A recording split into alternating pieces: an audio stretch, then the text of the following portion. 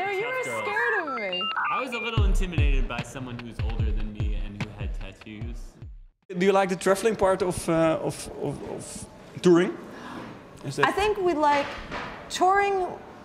We like when we're in a bus or driving. The flying to every show gets a little tiring, and all the being time in the different airport. places? Well, it's weird. You don't get to see places so much. I don't know if you can really judge it as traveling in that sense.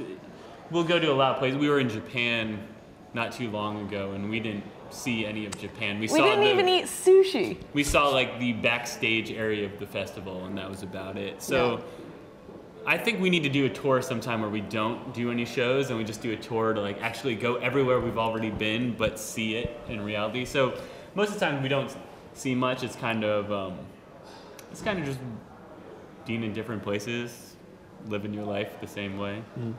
Because I was thinking maybe you like traveling because of your where you both were born and raised up. Very quiet places, right? I mean, Vermont. Well, for yours me, is pretty quiet. I grew up in a state called Vermont, which we both live in New York. We live in Brooklyn. Did you live in a town there, or just in the countryside? It was a very small town called Jacksonville. It wasn't a town. It was very small. It's like a house surrounded by 3 cow pastures. I went to public school, and I graduated with 17 people in my grade. And his school, from kindergarten till he graduated, was all in the same building. Oh yeah. Try Dayton in that situation. If they're not your brother or sister, they sure feel like it when you've known them since kindergarten. But Kim grew up in East Providence, Rhode Island, which is actually it's a more urbanized area, and where she was a pretty tough part of town, right?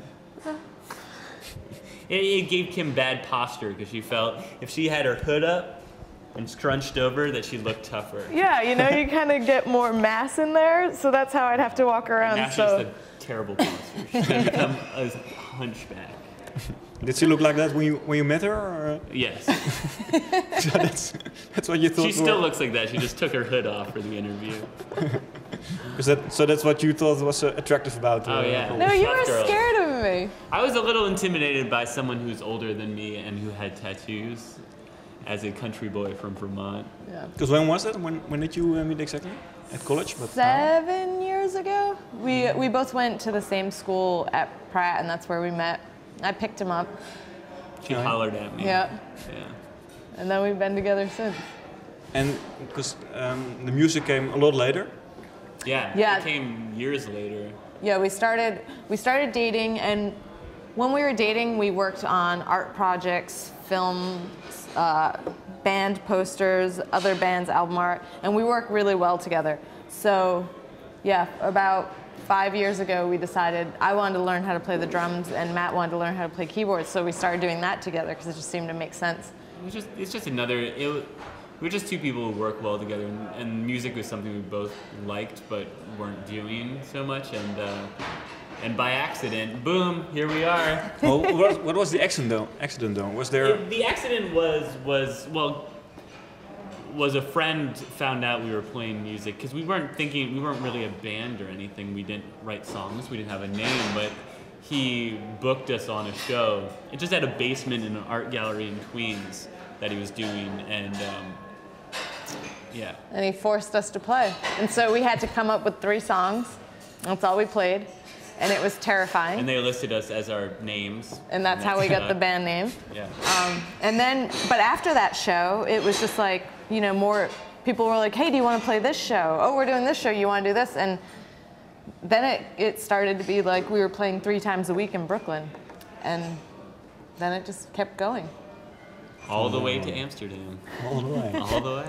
And because the first 2 albums were, you often state your do-it-yourself mentality, kind of. How this third album, Sidewalks, there was a lot less do-it-yourself, wasn't there? Yeah, we did do less ourselves. I mean, like our album before this called Grand, we recorded in the bedroom at my parents' house that I grew up in. In the middle of nowhere. And us recording it ourselves, doing everything ourselves. And we just wanted, basically we had come off of our first album, which we recorded in a studio, but we had like very little time. We had about a week to record it, so we had to rush through it, and we didn't want to rush through that album, so we did it ourselves, and we loved what we came out with, even though a lot of it was just trying to figure out how the hell to record an album.